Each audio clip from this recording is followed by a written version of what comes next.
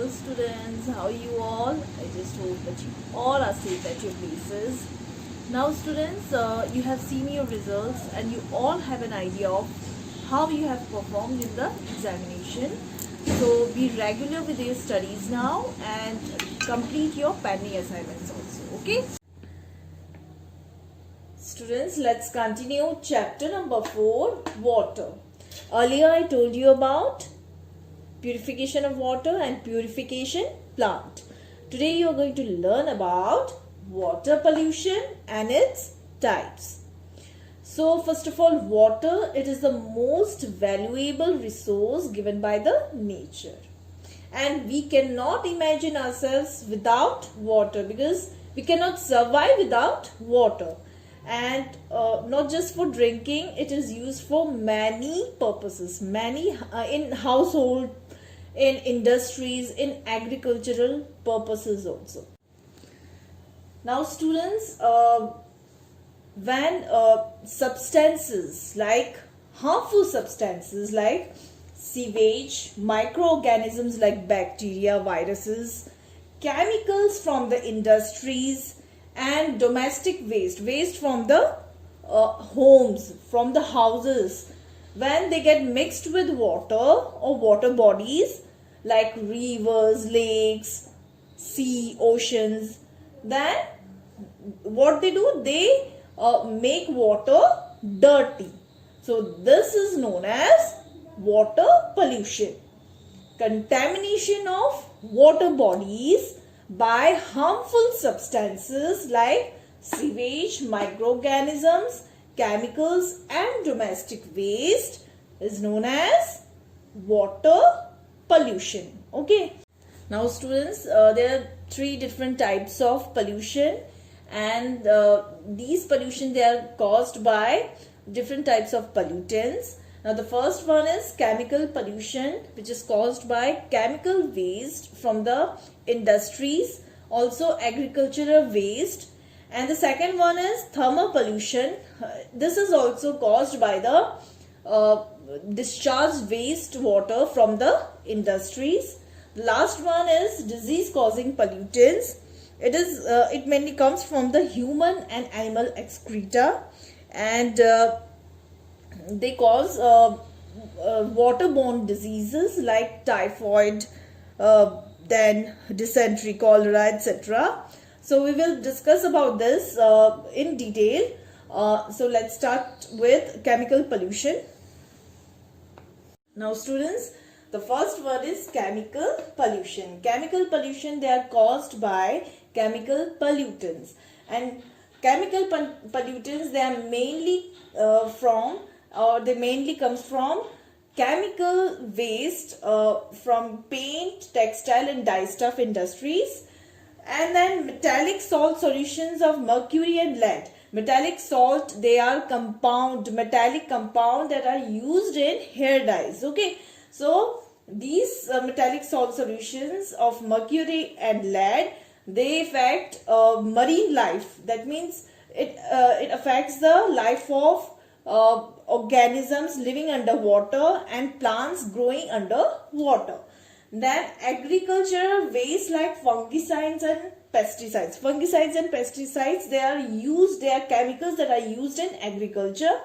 And when these chemicals are absorbed by the soil, they affect the underwater and underground water. And when they are washed off from the soil by rain, then they get mixed with the water bodies also, and so they pollute there also in water bodies. Then comes the second one is thermal pollution. Thermal pollution, it is caused by by the discharged wastewater from the iron and steel industries or from the other industries where water is used for washing purposes. Now these water that comes from, or the wastewater which comes from these industries, they are hot, and these hot water, when it enters into the water bodies, then what it does, it increases the temperature, and when there is increase in temperature, then what happens, the oxygen content of the water decreases. Okay, and when the oxygen content of the water will decrease, then it will affect the organisms living under water. Okay, secondly, that it slows down the decomposition of organic matter. Okay, and if the organic matter doesn't decompose, then it forms a layer or a film over the surface of the water. Now the third one is disease causing pollutants. Okay, human and animal excreta, waste that we discharge from our body, or the waste which is discharged by animals. Now we use toilet, or we go to toilet. Why? Because we discharge waste from our body, so that is known as excreta. So human and animal excreta, when it is washed by rainwater, then it contaminates water bodies. Okay, and how it contaminates? It increases the number of microorganisms and the number of bacteria also, which is a microorganism, and when microorganisms, they increase their number, then they causes waterborne diseases like typhoid, cholera and other diseases. Then comes steps to avoid pollution of water. So how we can avoid pollution of water? It's a general thing. Then we can avoid water pollution by not contaminating water. That means by not polluting, by not making water bodies dirty. Okay, and we can do this by the following steps. Number one, we should not throw. First of all, we should be aware from these things that we should not throw garbage in water bodies.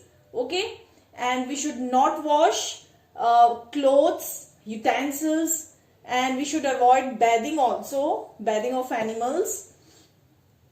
And waste from the industries and household should not enter into the water, because industrial waste what they contain? They can contain chemicals that harms the marine life, and proper toilets and sewage systems should be used. Okay, and planting of trees near water resources can minimize the pollution, and awareness programs regarding water pollution and how to control it should be conducted. Okay, so these are the steps to avoid pollution of water.